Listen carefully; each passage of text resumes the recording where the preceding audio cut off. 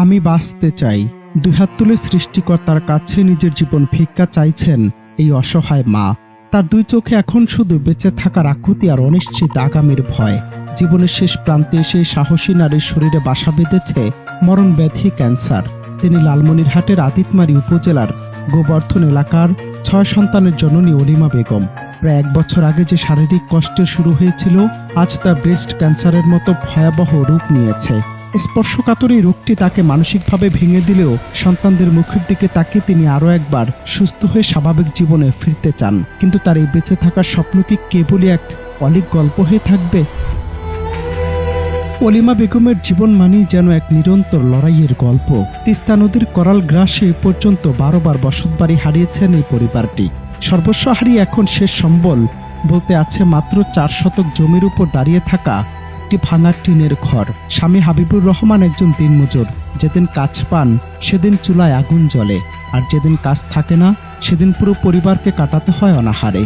নিজের শরীরের মরণব্যাধির যন্ত্রণার চেয়েও পেটের ক্ষুধার সন্তানদের অনিশ্চয়তা যেন তাকে বেশি দগ্ধ করেছে।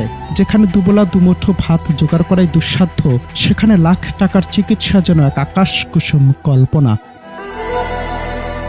তবে চিকিৎসকরা জানিয়েছেন অলিমা বেগমকে বাঁচাতে হলে দ্রুত ঢাকায় নিয়ে অপারেশন ও চিকিৎসার প্রয়োজন। তবে দরকার 3 থেকে 4 লাখ টাকা। কিন্তু এই বিপুল পরিমাণ অর্থের যোগান আসবে কোথা থেকে? এই প্রশ্নটি এখন অলিমা বেগমের পরিবারের সামনে হিমালয় সমান বাধা হয়ে দাঁড়িয়েছে। চিকিৎসার খরচ মেটাতে গিয়ে পরিবারটি এখন ঋণের বোঝায় জর্জরিত। পাওনাদারদের চাপে তার 2 ছেলে এখন ঢাকায় পালিয়ে বেড়াচ্ছেন। যদি আল্লাহ চেষ্টা করে, যদি বান্দা ওনার চেষ্টা করে, যদি মাকে সাহায্য করে, আমি যখন ভালো ভাই আমি না সারা জীবনের মধ্যে দোয়া করি আল্লাহ যখন আমাকে ভালো করে। এই টাকা পয়সা আবানে তো করবে পাইনি বাবা, টাকা আবানে মানুষ মরা খায়। মহাখালী ঢাকা যাবার পিছিয়ে, বগুড়ে যাবার পিছিয়ে টাকা আবানে যাওয়ার পাইনি।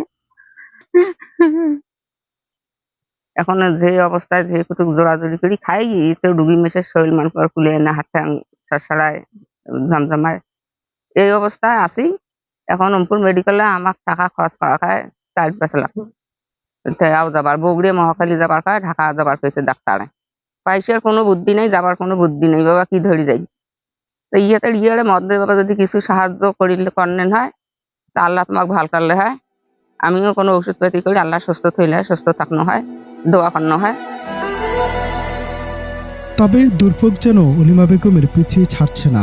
নিজের মরণ ব্যাধির পাশাপাশি তার স্বামী ও এক সন্তানের শরীরেও বাসা বেঁধেছে হার্নিয়া রোগ। ঘরের অভিভাবক অসুস্থ, উপার্জনের পথ বন্ধ, আর মা হাসপাতালের বারান্দায় যন্ত্রণায় ছটপট করছেন। চিকিৎসার আশা লালমনিরহাট থেকে রংপুরের হাসপাতালগুলোতেও ঘুরে বেড়াচ্ছেন তিনি। কিন্তু পকেটে টাকা না থাকায় প্রতিবারই তাকে ফিরে আসতে হচ্ছে অশ্রুসিক্ত নয়নে। অনন্ত হাসান মাসুদ, বাংলা টিভি।